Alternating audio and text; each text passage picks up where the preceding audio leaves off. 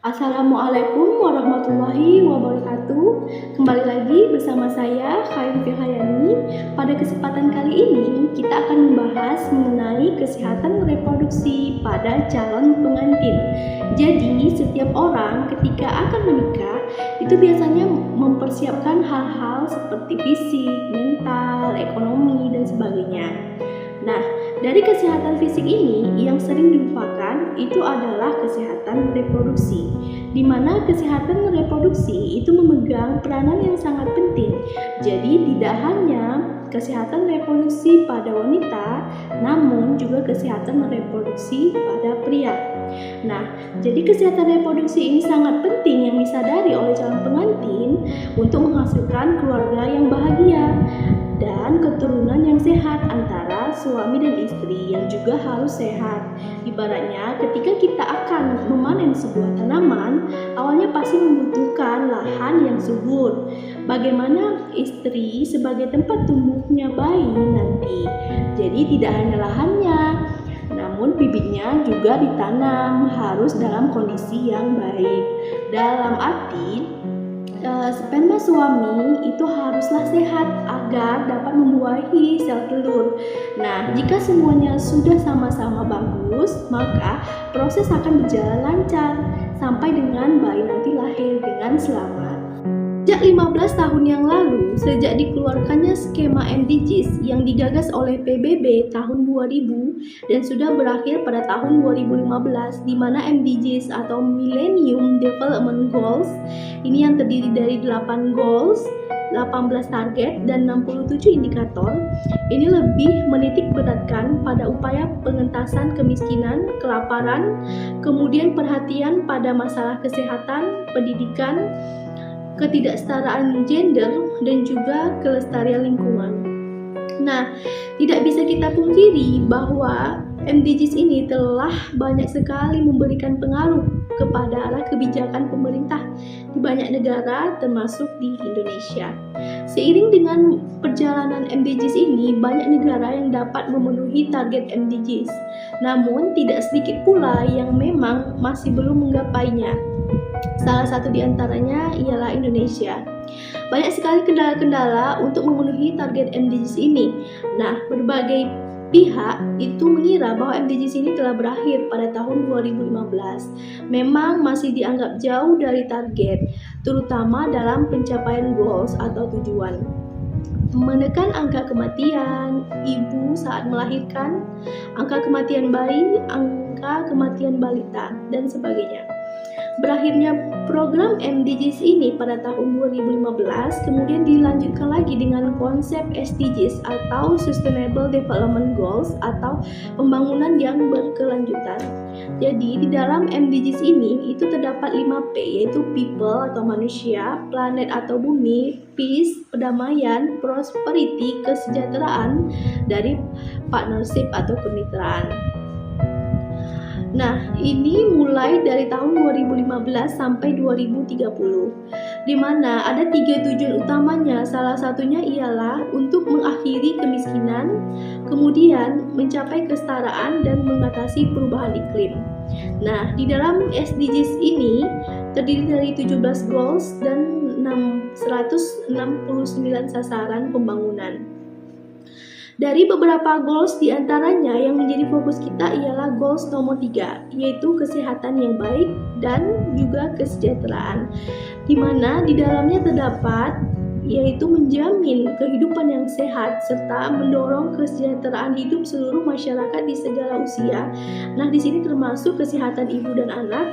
Dan juga ada poin 5, yaitu kesetaraan gender, di mana mencapai keluarga dan memberdayakan ibu dan anak. Nah, untuk pemenuhan kesehatan reproduksi itu ada dasar hukumnya, di mana di Indonesia salah satu negara yang menyepakati hasil konferensi internasional mengenai kependudukan dan juga pembangunan sedunia atau ICPD pada tahun 1994 di Kairo, Mesir, di mana ICPD ialah International Conference on Population and Development. Yang menjadi fokus perhatian yaitu pada kesehatan reproduksi dengan mengutamakan kesehatan untuk pemenuhan hak-hak reproduksi perorangan dalam masalah kependudukan dan juga pembangunan. Dalam ICPD, di mana siklus hidup di dalam kesehatan reproduksi itu termasuk pemberdayaan perempuan, kesetaraan gender itu mulai didengungkan. Nah, sebagai tindak lanjut kesepakatan tersebut di Jakarta itu pada tahun 1999 dan tahun 2003 ini dilaksanakanlah Lokakarya Nasional tentang Kesehatan Reproduksi, di mana salah satu hasilnya ialah pemenuhan hak-hak reproduksi. Maka pelayanan kesehatan reproduksi ini itu harus dilakukan secara terpadu di tingkat pelayanan dasar melalui pendekatan siklus hidup yang dimulai pada prahamil atau sebelum nikah ya, pada saat hamil dan juga pada saat nifas serta bayi, remaja, dewasa hingga lanjut usia.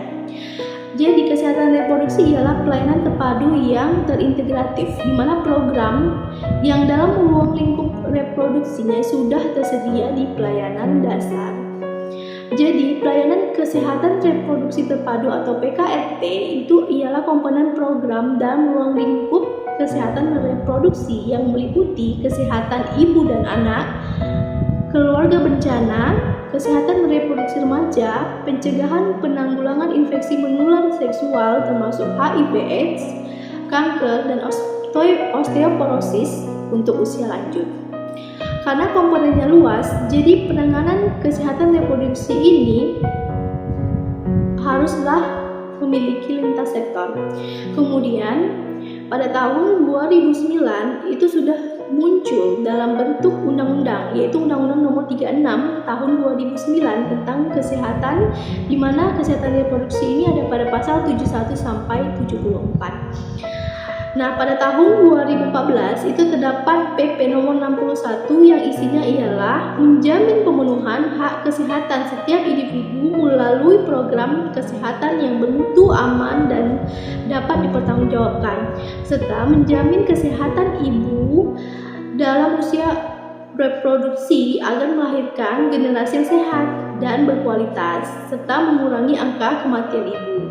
Serta bermuncullah Peraturan Menteri Kesehatan Nomor 97 Tahun 2014, ada Permenkes Nomor 21 Tahun 2013 tentang penanggulangan HIV/AIDS dan lain sebagainya. Nah, inilah latar belakang mengapa kita perlu mempelajari kesehatan reproduksi pranikah, karena ini seringkali diabaikan.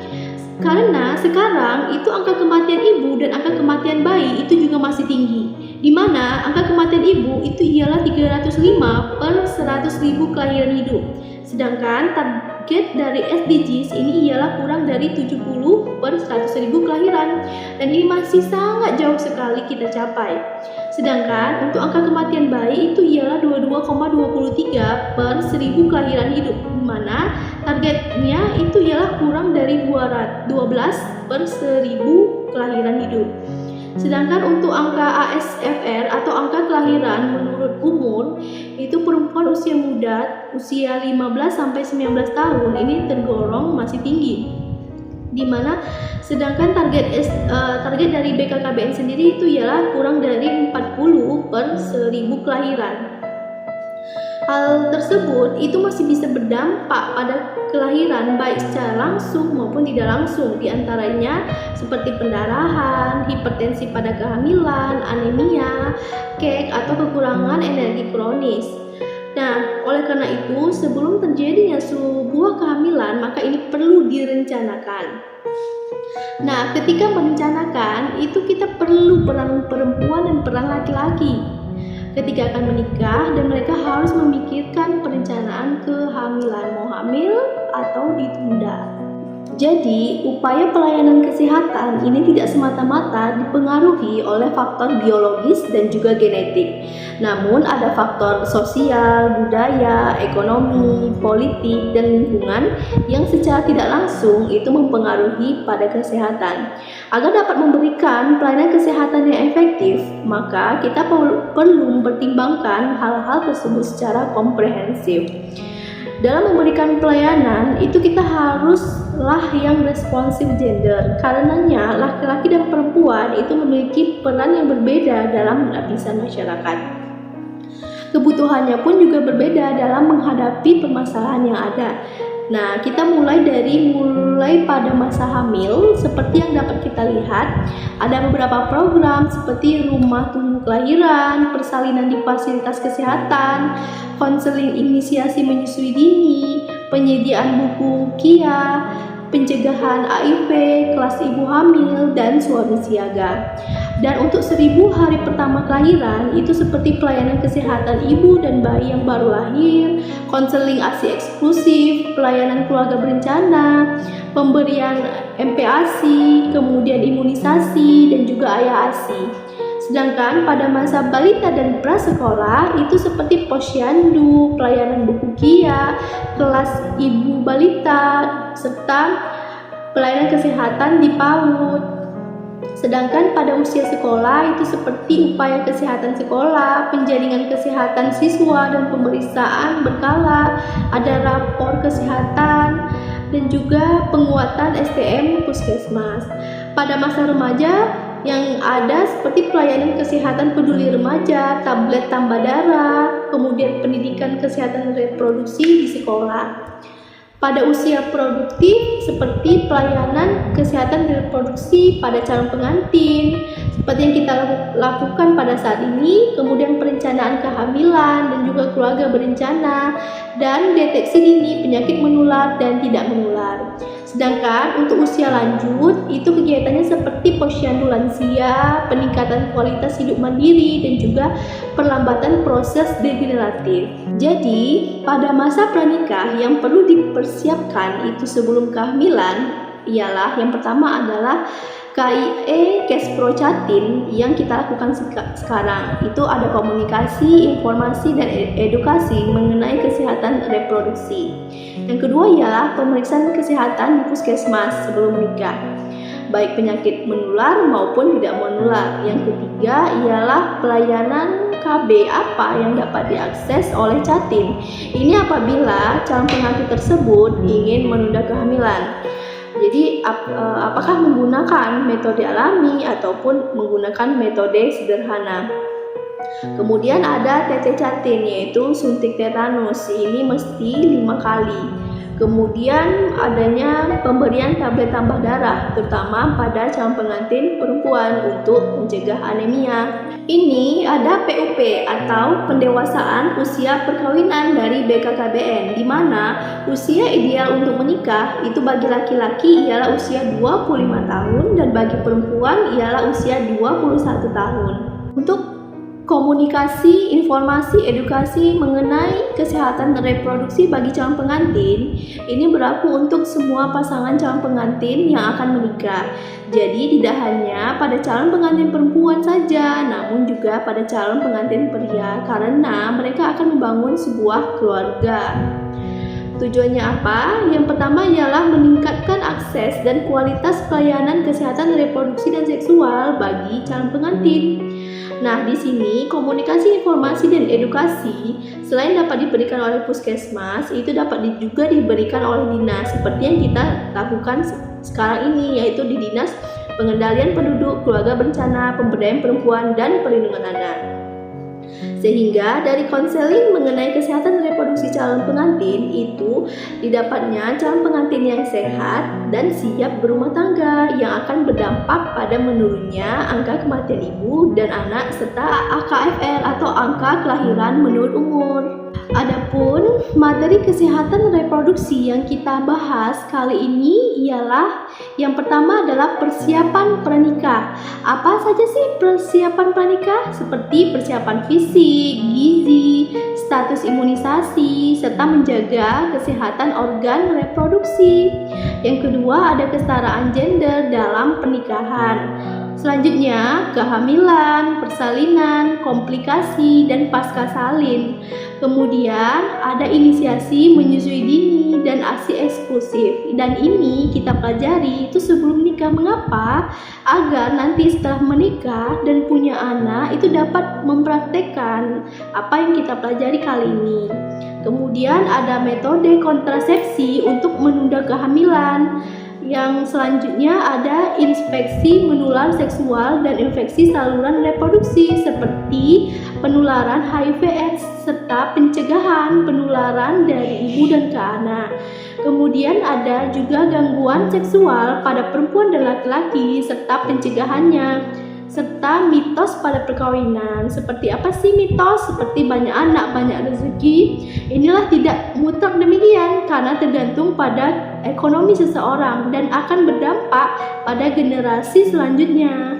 Perbedaan peran serta fungsi antara laki-laki dan perempuan atau yang lebih dikenal dengan perbedaan gender dalam persepsi masyarakat ini tidak menjadi suatu permasalahan ya seharusnya sepanjang perbedaan tersebut tidak mengakibatkan suatu diskriminasi atau ketidakadilan.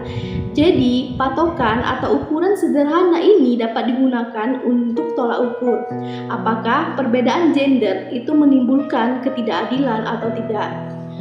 Ini biasanya karena stereotip atau pelabelan antara laki-laki dan perempuan. Misalkan laki-laki kita berikan stereotip atau label sebagai seorang yang kuat.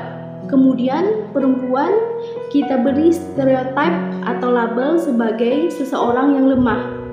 Sehingga di masyarakat ini banyak terjadinya kekerasan dalam rumah tangga. Ini adalah akibat yang dapat menimbulkan perlakuan adanya perbedaan laki-laki terhadap perempuan, di mana laki-laki lebih semena-mena terhadap perempuan, sehingga terjadilah kekerasan dalam rumah tangga. Oleh karenanya, baik laki-laki ataupun perempuan, mereka harus tahu peran dan fungsinya di dalam rumah tangga supaya memperoleh hak-hak reproduksi dan seksual yang baik itu bagaimana.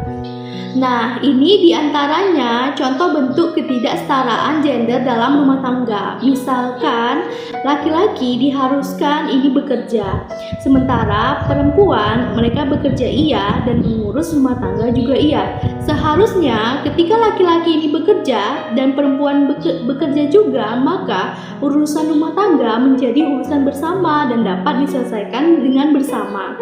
Kemudian memiliki peranan penting. Ini laki-laki ya, biasanya perempuan itu peranannya tidak begitu penting. Sehingga untuk mengambil kesimpulan atau keputusan ini hanya laki-laki saja dengan tidak mempertimbangkan keputusan dari pihak perempuan. Ini juga termasuk dari ketidaksetaraan gender ya, dan laki-laki itu lebih diutamakan dari segala hal dibandingkan perempuan. Nah, hal-hal yang seperti itu dapat menimbulkan suatu pemahaman yang kurang baik kepada pengantin atau calon pengantin ya. Jadi ketika akan menikah itu seharusnya sudah dibicarakan terlebih dahulu. Jadi akibat ketidaksetaraan gender di dalam rumah tangga ini dapat mengakibatkan berbagai macam kekerasan. Contoh yang pertama ialah kekerasan fisik, di mana laki-laki biasanya langsung main pukul terhadap pasangannya. Kemudian yang kedua ada kekerasan psikis, misalkan dengan mengolok-olok pasangan, kemudian mengeluarkan kata-kata yang tidak pantas atau kata-kata yang tidak mengenakan, sehingga psikisnya itu menjadi tertekan. Nah, ini juga merupakan bagian dari KDRT atau kekerasan dalam rumah tangga. Yang ketiga ialah adanya kekerasan seksual, misalnya adanya pemaksaan secara seksual meskipun sudah menjadi suami istri. Ini juga terjadi karena adanya ketidaksetaraan gender. Selanjutnya adanya kekerasan seperti penelantaran ya. Biasanya ini itu tidak diberikan nafkah oleh suami, jadi ditelantarkan istri dan anaknya karena dianggap memang tidak penting. Nah, kemudian ada eksploitasi atau jadi banyak berita-berita yang menyuguhkan nasib kaum wanita pada saat ini. Mereka yang menjadi korban KDRT, korban kekerasan seksual.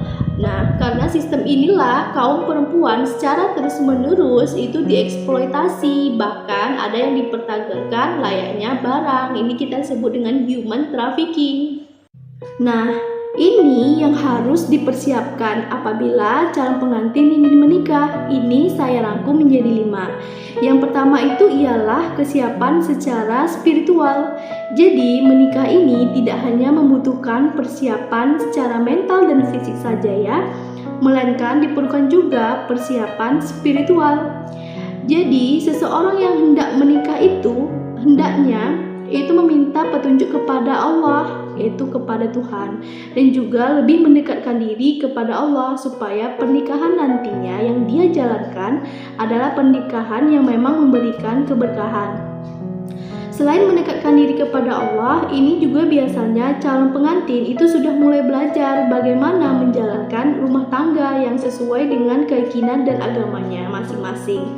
Jadi, tuntunannya adalah tuntunan agama berdasarkan kitab suci agama masing-masing.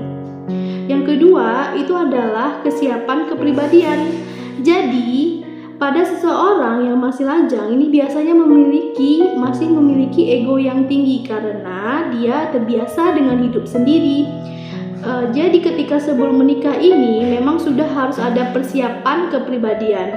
Jadi ketika nanti akan menikah, ketika saya mau mengambil keputusan, itu saya tidak bisa mengambil keputusan sendiri. Nah, melainkan saya harus melibatkan pasangan saya. Kemudian juga merubah kepribadian yang kurang baik. Ini menjadi kepribadian yang dapat melengkapi kepribadian pasangannya. Dan yang ketiga ialah kesiapan secara fisik, di mana seseorang calon pengantin yang akan menikah itu untuk persiapan fisiknya biasanya dilihat dari usia.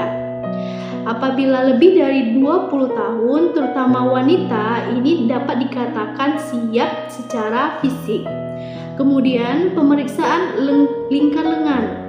Itu tadi ya, juga pemeriksaan kesehatan reproduksi. Ini merupakan bagian dari kesiapan fisik. Bagaimana nanti akan dicek ya status TT-nya berapa. Kalau belum tercapai nanti akan diimunisasi TT dan kesiapan fisik lainnya. Kemudian yang keempat itu ialah kesiapan secara mental. Jadi seseorang ketika sebelum menikah itu biasanya banyak sekali pressure atau tekanan-tekanan yang dihadapinya. Ya, selain untuk persiapan pernikahan, biasanya juga mereka mengalami kecemasan apakah nanti acara pernikahannya itu berjalan lancar atau tidak. Kemudian bagaimana sih kesiapan mental nanti setelah menikah? Apakah sudah siap memiliki keturunan dan sebagainya? Ini juga perlu dipersiapkan. Yang kelima, yang terakhir, ini adalah persiapan material. Jadi, pasangan yang akan menikah itu tentunya juga akan memikirkan bagaimana sih kehidupan mereka setelah menikah. Nah, oleh karenanya itu penting untuk dipersiapkan nanti ketika sudah menikah, apakah suami saja yang bekerja atau dua-duanya juga ikut bekerja. Kemudian untuk keuangan itu bagaimana? Apakah dipegang sendiri-sendiri, dipegang oleh suami ataupun dipegang oleh istri. Nah, ini semuanya juga perlu dipersiapkan, bukannya nanti ketika setelah menikah, tapi seharusnya dipersiapkan sebelum menikah. Jadi nanti setelah menikah tinggal menjalankan saja. Nah, untuk pemeriksaan fisik yang pertama itu ada tekanan darah, kemudian ada suhu tubuh, denyut nadi, dan juga frekuensi napas. Nah, di sini juga termasuk status gizi. Jadi, status gizi ini dapat diketahui dari berat badan dan tinggi badan. Nah, dari situ nanti diketahui berapakah IMT-nya atau indeks massa tubuhnya. Kemudian, lingkar lengan atas atau lila ini untuk mengetahui apakah wanita tersebut mengalami kek atau kekurangan energi kronis atau tidak. Kemudian, untuk pemeriksaan penunjangnya itu dapat berupa pemeriksaan darah. Ini misalkan untuk mengetahui berapa sih kadar hemoglobin atau HB-nya dan apakah mengalami anemia atau tidak. Kemudian untuk golongan darahnya juga dapat diketahui apa golongan darahnya dan resusnya. Kemudian ada pemeriksaan tambahan, misalkan untuk mengetahui apakah ada penyakit menular seksual seperti HIV/AIDS, hepatitis, TORCH, dan sebagainya. Kemudian juga bisa melihat berapa sih gula darahnya. Ini ada beberapa contoh infeksi dari menular seksual yang dapat ditularkan dari pasangan ke pasangannya. Oleh karenanya, itu harus dideteksi sebelum menikah supaya sama-sama fair, sama-sama tahu bahwa pasangannya itu sehat atau tidak, apakah mengalami infeksi menular seksual atau tidak. Contohnya, yang pertama ada gonore atau kencing nanah, kemudian ada sifilis dan herpes genital. Kemudian selanjutnya ini ada konjungtivis chlamydisis, kemudian konjungtivis gonore, dan juga kondilo mata acuminata atau bentuknya seperti jengger ayam. Nah, ini semua dapat ditularkan melalui hubungan seksual. Kemudian terkait tentang infeksi menular seksual yang paling banyak familiar kita dengar itu ialah terkait dengan HIV/AIDS. Nah, untuk penularan HIV/AIDS sendiri yang bisa melalui hubungan suami istri, kemudian transfusi darah yang mengandung HIV/AIDS, kemudian ada pengguna narkoba suntik secara bergantian, dan juga dapat ditularkan melalui air susu dari ibu ke anak. Jadi HIV/AIDS ini tidak sembarang menular dan tidak menular apabila yang pertama adalah makan dan minum bersama atau memakai peralatan yang sama. Yang kedua itu bersentuhan atau berjabat tangan. Berpelukan juga tidak dapat menularkan, bahkan berenang bersama pun juga tidak dapat menularkan. Dan dulunya HIV/AIDS ini dianggap dengan adanya gigitan nyamuk itu dapat menularkan. Karena asumsinya ketika nyamuk itu menggigit orang yang terkena HIV/AIDS, maka darahnya terbawa oleh nyamuk, dan ini nyamuk ketika menggigit orang lain akan menginfeksi orang tersebut, dan ini hanya mitos ya dan tidak benar. Nah, kenapa HIV/AIDS ini lebih saya tekankan?